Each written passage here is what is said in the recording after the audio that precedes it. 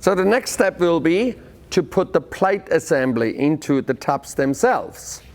Now the first thing we need to do is to put what we call the rollers where the brake plate is going to sit on into the tubs itself. For that you've got label marked rollers long track, Packers long track and hard plates long track. Obviously short track would say short track here.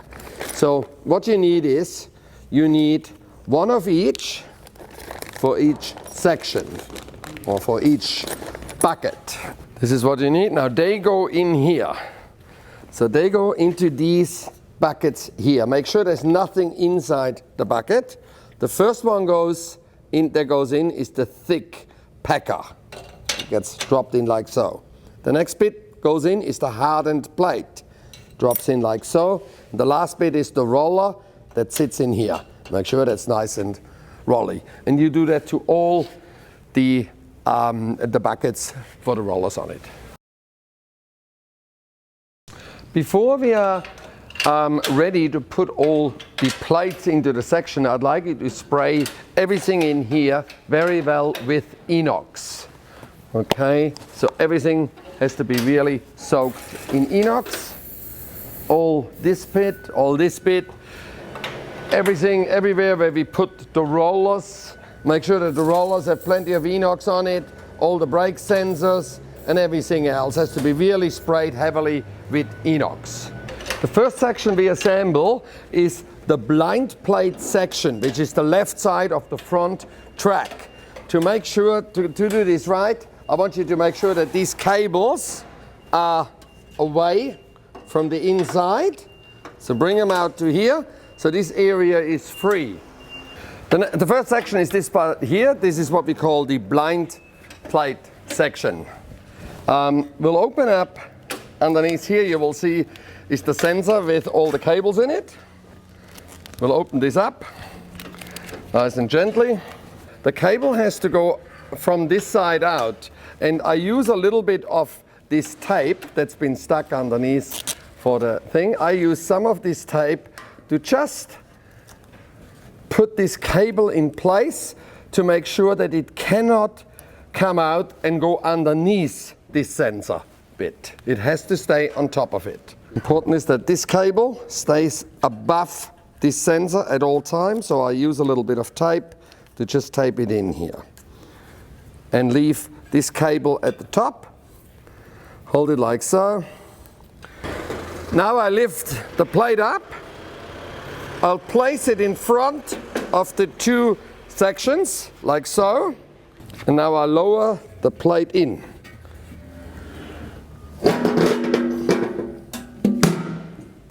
Just like so. So you can see the 4 studs are inside the plate. The cable is on the outside here and will run with all the other cables to the outside of the blind plate. At this stage I can now hook this cable up. This cable will go inside here where the alignment section is. So the blind plate cable sensor goes into the alignment section.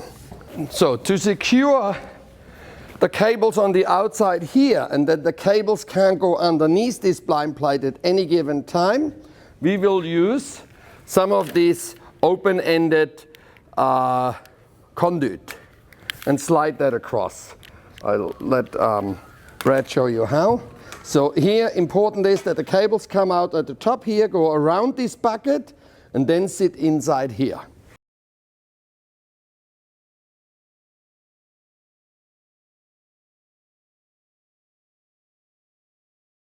So this open-ended conduit you will find in the section where the cabinet is in. Now that we got the conduit securely in and the cables are secured, we can tighten the actual blind plate. So in here you will find all the nuts and bolts that's needed. 4 washers which go over the pins. And then a nut which goes over each individual bolt. Now we secure these with a large or a long-faced 18mm socket place that over it and make sure that the socket is right in the middle of the hole. And this way you know that the plate is actually in the middle.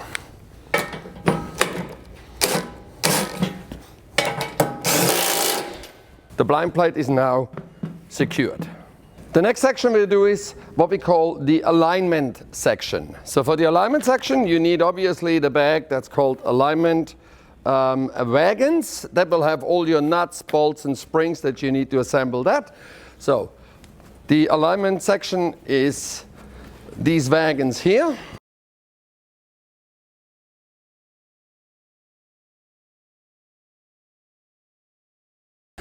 So these are our alignment plates. The first one we will put in is the little plate, then this plate, and then this plate. Okay, so first plate, you lift it up and it drops between these two bolts setting up. And you just drop it in like so. Then you open up this little tube. In here are the bearings needed for it. So we'll take the bearing out. And the bearing drops into the middle of these two sections. This way now, the wagon is secured. It can't slide around anymore from this point of view. The next thing you do is you open up this bag, and in here are half nuts. So these are half size M12 nuts. One of them goes onto each individual bolt, and then you just use the 18 mil socket to secure them.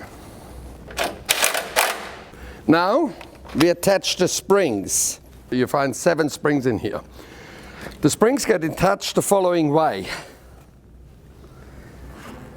This end slips over here. Then you use one of the springs to hold it with, and this is what helps you to glide it across. You do the same over here. One spring, slide it across. Now take this out, and now the wagon is nice and springy in here. What we also do is we'll just tape the cables that run across down to the ground a bit, so they're gonna be nice and away from anything. That we insert is the one with the alignment sensor on it.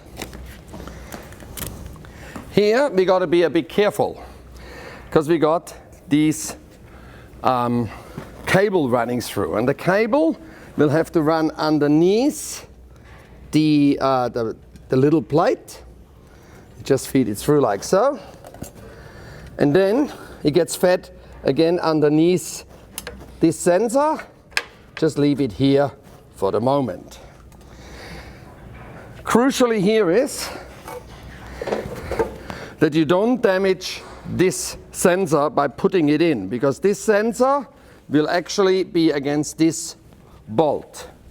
So carefully lift it in, drop it inside here. Now I can pull the cable through a bit more. Leave that free, and now make sure that the pin is past the actual bolt.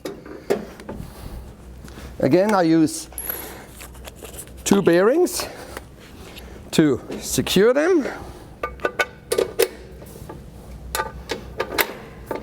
and now this part is secured. So make sure over here, this is important, make sure over here that the pin is in the middle of this bolt, and when the plate is all the way retracted to here, the pin should just touch the end of the bolt. Nuts go over here, and again you use our tool to tighten them.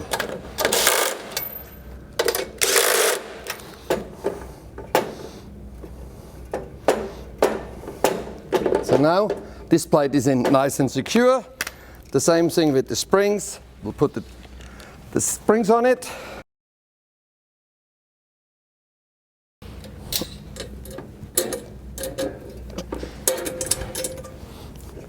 and the next plate is secured.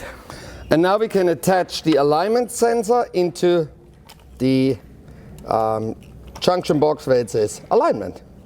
Again, nice and gentle, find the notch and tighten. Make sure that none of these cables can get squashed or anything like that, but now I've got all my junction boxes, everything is actually glued in. So now the alignment section is finished.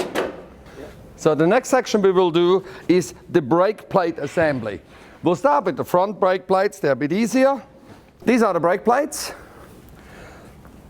Hold the brake plates like so, bring them over here, and you drop them just in front of these two rollers. And now the brake plate just lies in here. Now make sure underneath here that this part always goes to the front and sits between these two bearings. This part will slide underneath this tie rod end. So again, you stand here and you just drop the plate in like so. You can push it forward with your foot. Now the plate is insecure. To make sure that nobody can get hurt when they stand on it because the brake plate moves, we're now going to secure it with one of the bolts. So in here you find all the nuts and bolts needed to secure the brake plates. So we'll open up our little bag. 50 mil long bolt with a spring washer goes through here. This bolt goes through here and just hand tied it.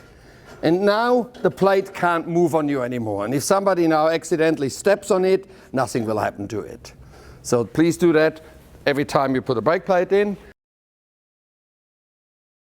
Now we'll start with the rear plate section, and we basically do the same thing. So we drop the two rear plates in first. So the same thing.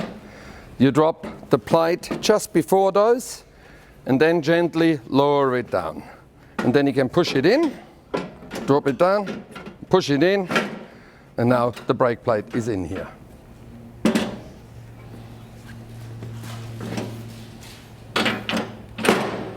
There we go. And again, we secure them with just a 50 mil bolt so the plate can't drop away on us. So now we do the opposite of what we did here. We put the brake plate on the front rollers and then lower it into this way. All the brake plates, by the way, are exactly the same. So there we go. And we'll do the same over there. So now we got all the large heavy plates in it except the two middle ones, which is the weighbridge plate. We'll put them in last. So the next thing we do is we put on the stainless steel covers. All the stainless steel covers are in the box, and we'll just take them out and bring them here, and we'll show you how to do that. The blind plate goes over the blind, or the blind cover goes over the blind plate. This little cutout sits between this sensor that sticks out. And now in here for these, to secure the stainless, use one of those, use a spring washer, and then a normal washer, and just drop them in here. At the moment, everything we do, we put all the stainless on, but just finger tight. The next cover we put on is the wheel alignment section. There is a large cover that covers both of those moving plates, and then there's also a small cover. And again, that just goes over it. And again, all the nuts and bolts for it are in here. Whenever you see something with an elongated hole, you use a washer as well. If it is just a round hole, like in here, you only need to use a spring washer. The next section we put on is the brake plates. So the front brake plates go in here. These plates are grippy but not sharp. There is the one bolt that will go through the middle. So what we need to do is make sure that this bolt goes through the middle and gets secured. Again, at this stage, only finger tight. And then we put the little M10 bolts with a spring washer into each one of those holes. So the last ones we do is the rear brake plates. Again, take your secure screw out. Now, push this plate down to approximately this gap. And now what we do is we lower this over the entire section, just like so. And the first thing we need to do is find our middle hole. One spring washer goes in here, and again, just tighten it by hand for the moment. Now, same as what we did everywhere else, we'll just make sure that we can put all the 6mm holes into it and secure the whole stainless with it. So at this stage, what you want is all the bolts just hand tight. Now we're starting to secure the stainless steel covers. So the first one is what we call the blind plate and the brake plate. Make sure that there's a bit of a gap in between these two, so even if you have to push this a bit down, and this could be pushed a bit forward, that's fine. The first thing you want to do is, you want to secure the middle bolt. And what you want to do is, you want to push the stainless forward, and then tighten the middle bolt, so any forward slack has been taken up. This needs to be tight, but not over tight. So, a good tight like that will do. Now we can start tightening the little stainless steel bolts. I usually stand in the middle and work my way through forward like this.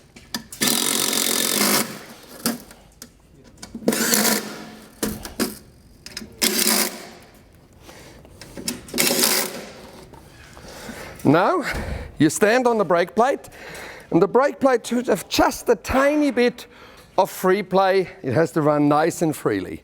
This is perfect. Okay? I come back down to the blind plate and secure that as well.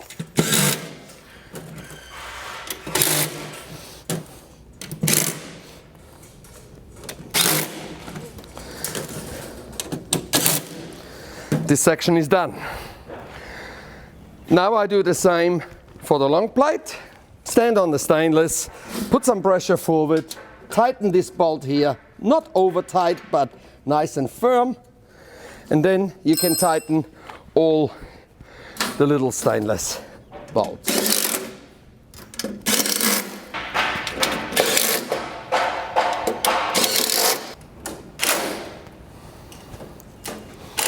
So the last bit now that we need to do is the weighbridge part. So again, you find all your nuts and bolts in the weighbridge section. Open this up. Now,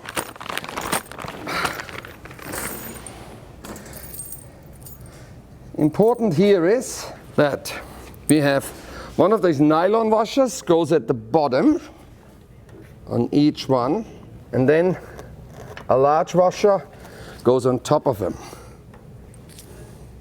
Then we use the cover. The cover slides over it, like so.